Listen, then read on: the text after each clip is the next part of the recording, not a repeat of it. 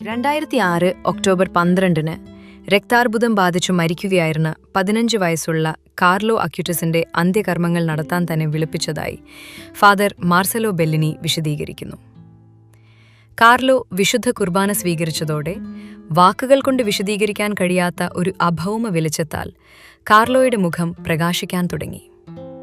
മുറിയിൽ മാലാഖമാർ നിറഞ്ഞു നിൽക്കുന്നതിനെക്കുറിച്ച് കാർലോ സംസാരിക്കുന്നത് കേട്ടതായി അദ്ദേഹം വിവരിക്കുന്നു. ഇത് അസാധാരണമായൊരു ആത്മീയ കൂടിക്കാഴ്ചയെ സൂചിപ്പിക്കുന്നു. പരിശുദ്ധ കന്യകാമറിയം നീട്ടിയ കാര്യങ്ങളോടെ കാർലോയ്ക്ക് പ്രത്യക്ഷപ്പെട്ടതും പുരോഹിതൻ വിവരിക്കുന്നു.